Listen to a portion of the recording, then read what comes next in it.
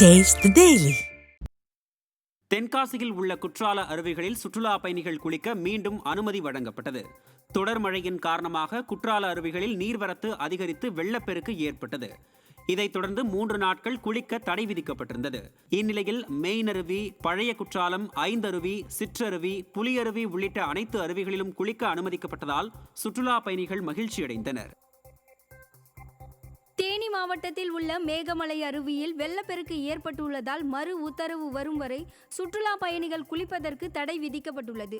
மேற்கு தொடர்ச்சி மலை பகுதிகளான மேகமலை, வெள்ளிமலை, உடாங்கல் உள்ளிட்ட மலைப்பகுதிகளில் கனமழை பெய்துள்ளது. இதனால் மேகமலை அருவியில் தண்ணீர் வரத்து அதிகரித்ததால் முகப்பு பகுதி மூடப்பட்டு சுற்றுலா பயணிகளுக்கு தடை விதிக்கப்பட்டுள்ளது. கடலூர் மாவட்டம் காட்டுமன்னார் கோவில் அருகே பெண் உயிரிழப்பில் சந்தேகம் இருப்பதாக உறவினர்கள் குற்றம் சாட்டியுள்ளனர்.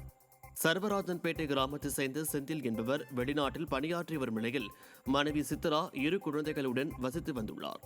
இதற்கிடையே உடல்நலக் குறைவு காரணமாக காட்டுமன்னார் கோவில் அரசு மருத்துவமனைக்கு சித்ராவை அவரது உறவினர்கள் அழைத்து சென்றுள்ளனர். அங்கு அவரை பரிசோதித்த மருத்துவர்கள் சித்ரா ஏற்கனவே உயிரிழந்து விட்டதாக தெரிவித்துள்ளனர்.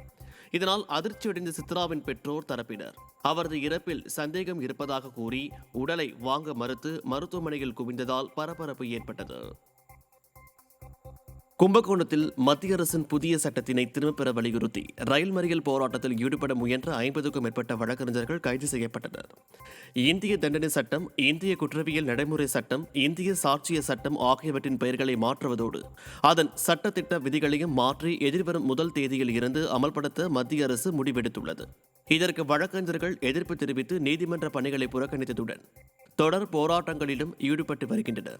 இந்நிலையில் அனுமதியின்றி ரயில் மறியலில் ஈடுபட முயன்ற 50க்கும் மேற்பட்ட வழக்கறிஞர்கள் கைது செய்யப்பட்டனர். திருப்பூர் மாவட்டம் காங்கேயம் வட்டாட்சியர் அலுவலகத்தில் நடைபெற்ற ஜமாபந்தியில் திமுக நிர்வாகி மயானத்தை ஆக்கிரமித்து உள்ளதாக புகார் மனு அளிக்கப்பட்டது. மாவட்ட ஆட்சியர் தலைமையில் 4வது நாளாக பொதுமக்களிடமிருந்து மனுக்கள் பெறும் ஜமாபந்தி நிகழ்வு நடைபெற்றது. அப்போது வெள்ளக்கோவில் அருகே உள்ள உத்தமபாளையத்தில் திமுக நிர்வாகியான சிவக்குமார் என்பவர் பொதுமக்கள் பயன்படுத்தும் மயானத்தை ஆக்கிரமித்து கம்பி வேலி அமைத்துள்ளதாக புகார் மனு அளிக்கப்பட்டது. புகார் மீது உரிய நடவடிக்கை எடுக்கவில்லை என்றால் போராட்டத்தில் ஈடுபட உள்ளதாக கிராம மக்கள் எச்சரிக்கை விடுத்துள்ளனர். மீனாட்சிபுரம் தாளக்கரைக்கு சேர்ந்த சுடுகாட்டை ஆளுங்கட்சியினர் கிளை செயலாளரான சிவகுமார் என்பவர் சிலம்பமண்டலத்தை சேர்ந்தவர் எங்கள் சுடுகாட்டை நிறவி டோசர் விட்டு நிறவி சுடுகாட்டை அழுத்தி கம்பி வேலி ஓட்டிட்டாங்க. அதே அவர் தம்பிக்கு பண்ணி கொடுத்துட்டு அதே பகுதியில் அவருக்காடும் இருக்குது. பொதுப்பணித்துறைக்கு சேர்ந்த வாக்கியாவை அழித்து சேதப்படுத்தி பைப்பு அமைச்சுக்கிட்டாங்க. இது ஆளுங்கட்சிங்கனால நாங்கள் தட்டி கேட்க முடியல. 120 வருஷமாக எங்கள் முன்னோர்களெல்லாம் அந்த சுடுகாட்டில் தான் யூஸ் பண்ணிகிட்டு இருந்துருக்குறாங்களுங்க.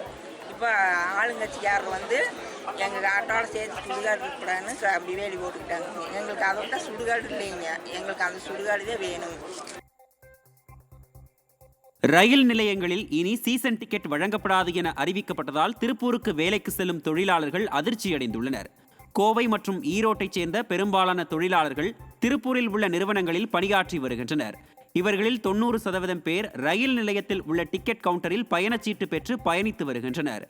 இந்நிலையில் வரும் ஜூலை மாதம் முதல் மாதாந்திர பயணச்சீட்டு ரயில் நிலையங்களில் வழங்கப்படாது என்றும் ஆன்லைனில் மட்டுமே சீசன் டிக்கெட் வழங்கப்படும் எனவும் அறிவிக்கப்பட்டுள்ளது. ஆன்லைனில் சீசன் டிக்கெட் பெறுவது தங்களால் இயலாத காரியம் என தொழிலாளர்கள் வேதனையுடன் தெரிவித்தனர். மதுரையில் காணாமல் போன தனது 10 வயது மகனை கண்டுபிடித்து தரக்கோரி இலங்கை தமிழ் பெண் மாவட்ட ஆட்சியரிடம் கண்ணீர் மல்க கோரிக்கை மனு அளித்துள்ளார். மேலூர் அருகே உள்ள தர்மசானம்பட்டி பகுதியில் இலங்கை தமிழரான பிரியா என்பவர் வசித்து வருகிறார். இவருக்கு 2 மகன்கள் உள்ள நிலையில் கடந்த 23ஆம் தேதி தாத்தா வீட்டிற்கு சென்ற இளைய மகன் லோகித் காணாமல் போயுள்ளார். இதுகுறித்து கீழவளவு காவல் நிலையத்தில் புகார் அளித்தும் காவல்துறையினர் புகாரை வாங்க மறுத்துள்ளனர். இதனையடுத்து காணாமல் போன தனது மகனை கண்டுபிடித்து தரக்கோரி மதுரை மாவட்ட ஆட்சியர் மற்றும் மாவட்ட காவல் கண்காணிப்பாளர் அலுவலகத்திலும் மனு அளித்துள்ளார். அதில் மேலும் தனக்கு செல்போனில் சிலர் மிரட்டல் விடுப்பதாகவும் அவர் புகாரில் தெரிவித்துள்ளார்.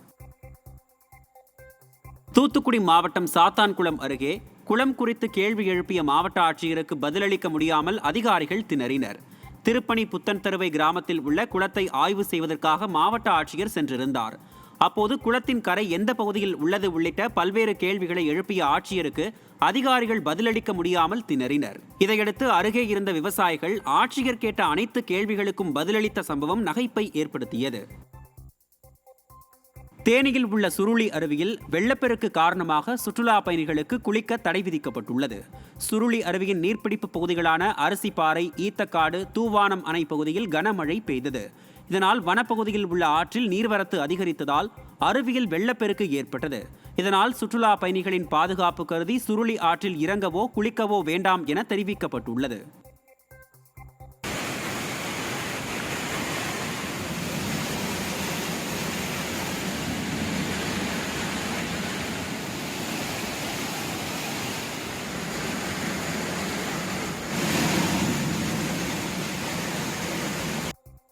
கிருஷ்ணகிரி மாவட்டம் ஊத்தங்கரையில் பால் உற்பத்தி விலையை 10 ரூபாய் உயர்த்திட வேண்டும் உள்ளிட்ட கோரிக்கைகளை வலியுறுத்தி தமிழ்நாடு விவசாயிகள் சங்கத்தினர் ஆலோசனைக் கூட்டத்தில் தீர்மானம் நிறைவேற்றப்பட்டது. ஊத்தங்கரையில் தமிழக விவசாயிகள் சங்கம் சார்பில் ஆலோசனைக் கூட்டம் நடைபெற்றது. இதில் வனவிலங்குகளால் விவசாயிகளுக்கு ஏற்படும் நஷ்டத்தினை ஆய்வு செய்து உரிய இழப்பீட்டுத் தொகையை உயர்த்தி வழங்க வேண்டும் உள்ளிட்ட பல்வேறு கோரிக்கைகளை வலியுறுத்தி விடியா திமுக அரசுக்கு எதிராக தீர்மானம் நிறைவேற்றப்பட்டது. தஞ்சாவூர் மாவட்டம் கல்லணை அருகே இடிந்து விழும் நிலையில் உள்ள பயணிகள் நிழற்குடையை விரைந்து அகற்ற வேண்டுமென பொதுமக்கள் கோரிக்கை விடுத்துள்ளனர்.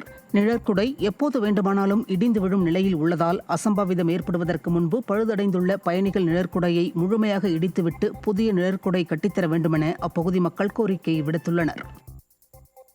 திண்டுக்கல் மாவட்டம் ஒட்டன்சத்திரம் அருகே பள்ளத்தில் டேங்கர் லாரி கவிழ்ந்த விபத்தில் ஓட்டுநர் மற்றும் கிளீனர் அதிர்ஷ்டவசமாக உயிர் தப்பினர். லக்கையன் கோட்டை பகுதியில் தேசிய நெடுஞ்சாலை விரிவாக்க பணி நடைபெற்று வரும் நிலையில் பாலம் அமைப்பதற்காக சுமார் 15 அடி ஆழத்திற்கு தேசிய நெடுஞ்சாலையில் பள்ளம் தோண்டப்பட்டுள்ளது. கேரளாவில் இருந்து மதுரைக்கு 12,000 லிட்டர் கெமிக்கல் ஏற்றிச் சென்ற லாரி பள்ளத்தில் தலைக்குப்புற கவிழ்ந்து விபத்திற்குள்ளானது. இதில் லாரி ஓட்டுநர் ராஜா மற்றும் கிளீனர் ஆகியோர் அதிர்ஷ்டவசமாக உயிர் தப்பினர். பாதுகாப்பு கருதி சாலை பணியை மேற்கொள்ள வாகன ஓட்டிகள் வலியுறுத்தியுள்ளனர். தென்காசி மாவட்டம் சங்கரன் கோவிலில் ஒப்பந்த அடிப்படையில் பணிபுரியும் தூய்மை பணியாளர்கள் நகராட்சி அலுவலகத்தை முற்றுகையிட்டு போராட்டத்தில் ஈடுபட்டனர். சங்கரன் கோவில் நகராட்சியில் ஒப்பந்த அடிப்படையில் 100க்கும் மேற்பட்ட தூய்மை பணியாளர்கள் பணிபுரிந்து வரும் நிலையில் இவர்களுக்கு கடந்த 2 மாதங்களாக சம்பளம் வழங்கவில்லை என கூறப்படுகிறது. இதனால் வேதனையடைந்த ஒப்பந்த தூய்மை பணியாளர்கள் நகராட்சி அலுவலகத்தை முற்றுகையிட்டு போராட்டத்தில் ஈடுபட்டனர். மேலும் நகராட்சி நிர்வாகம் தங்களை கொத்தடிமைகள் போல் நடத்துவதாகவும் போதிய உபகரணங்கள் வழங்குவதில்லை எனவும் குற்றம் சாட்டிய அவர்கள் பெண் தூய்மை பணியாளர்களுக்கு அதிக வேலை கொடுத்து தொல்லை தருவதாக தெரிவித்தனர். ராணிப்பேட்டை மாவட்டம் நெமிலி வட்டாட்சியர் அலுவலகத்தில் நடைபெற்று வரும் ஜமாபந்தி நிகழ்வில் காட்டுநாயக்கன் சமூக மக்கள் எஸ்டி சாதி சான்றிதழ் கோரி மனு அளித்துள்ளனர். நெமிலி வட்டாட்சியர் அலுவலகத்தில் நடைபெற்று வரும் ஜமாபந்தி நிகழ்வில் அப்பகுதியில் வசித்து வரும் காட்டுநாயக்கன் சமூகத்தைச் சேர்ந்த மக்கள் தங்களுக்கு எஸ்டி சாதி சான்றிதழ் வழங்க வேண்டும் என கோரிக்கை மனு அளித்துள்ளனர்.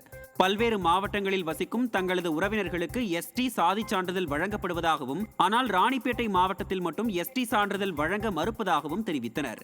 இதனால் தங்களது பிள்ளைகளுக்கு அரசால் வழங்கப்படும் சலுகைகள் கிடைக்காமல் போய்விடுவதாக அவர்கள் கவலை தெரிவித்துள்ளனர். திருச்சி மாவட்டம் திருவெரும்பூர் அருகே சாலையோரங்களில் கொட்டப்படும் குப்பைகள் அடிக்கடி தீப்பற்றி எரிவதால் பொதுமக்கள் கடும் அவதியடைந்து வருகின்றனர். திருவெரும்பூர் எழில்நகர் செல்லும் சாலையில் இருபுறமும் கொட்டி கிடக்கும் குப்பையில் சமூக விரோதிகள் தீ வைத்து வருவது வாடிக்கையாகியுள்ளது. இதனால் குப்பைகளிலிருந்து எழும் புகை குடியிருப்பு பகுதிகளுக்குள் பரவி மூச்சுத்திணறல் உள்ளிட்ட உடல்நல பாதிப்புகளுக்குள்ளாகி வருவதாக அப்பகுதி மக்கள் குற்றம் சாட்டியுள்ளனர். அத்தொகுதியின் சட்டமன்ற உறுப்பினரும் விடியா அரசின் பள்ளி கல்வித்துறை அமைச்சருமான அன்பில் மகேஷ் இதனை கண்டுகொள்வதில்லை என பொதுமக்கள் புகார் கூறுகின்றனர். இந்த பகுதி வந்து பார்த்திங்கன்னா நிரந்தர குப்பை கிடங்காவே லேசாக கொஞ்சம் குப்பை கட்ட ஆரம்பித்தாங்க, நிரந்தர குப்பை கிடங்காக மாறிட்டு போகுது. இது வந்து அமைச்சரோட தொகுதி இத்தனைக்கும். அன்றாடம் அமைச்சர் இதோட ஒரு நாளைக்கு மாதத்துக்கு 2 தடவை இந்த வழியாக கிராஸ் பண்ணுறாரு. ஆனால் அந்த இடத்துல வந்து கண்ணை முடிக்கிறாரா எப்படின்னு தெரியல. குப்பை வந்து இப்போ நிரந்தர தீர்வு ஏதோ பண்ணலாம். அவரோட நிதி பயன்பாட்டில் இத்தனைக்கு நகராட்சி நிர்வாக அமைச்சரும் திருச்சி தான். அவங்க நினச்சா எந்த வேணாலும் பண்ணலாம். இதை வந்து மாடரேஷன் பண்ணிட்டு போயிடலாம். ஆனால் இது ஏன்னா கண்டும் காணாமல் விடப்பட்ட பகுதி மாதிரி இருக்குது. திருவள்ளூர் மாவட்டம் திருத்தணி நகராட்சி தொடக்கப் பள்ளியில் சமையல் கூடம் திறந்த வெளியில் உள்ளதால் நோய் தொற்றும் அபாயம் ஏற்பட்டுள்ளது. திருத்தணி நகராட்சியில் பெரிய தெருவில் இயங்கி வரும் இந்த தொடக்கப் பள்ளியில் 31 மாணவர்கள் பயின்று வருகின்றனர். இந்த நிலையில் இந்த பள்ளியில் கழிவுநீர் செல்லும் சாலையில் சமையலறை உள்ளதால் கொசு அதிகம் உற்பத்தியாகி மாணவர்களுக்கு பல்வேறு நோய் தொற்று ஏற்படும் அபாயம் உள்ளதாக பெற்றோர்கள் குற்றம் சாட்டியுள்ளனர். தமிழ்நாடு மின்சார வாரியத்தில் காலியாக உள்ள பணியிடங்களை உடனடியாக நிரப்ப வேண்டும் உள்ளிட்ட கோரிக்கைகளை வலியுறுத்தி தமிழ்நாடு மின்சார தொழிலாளர் சம்மேளன மாநில செயற்குழு கூட்டத்தில் தீர்மானம் நிறைவேற்றப்பட்டது.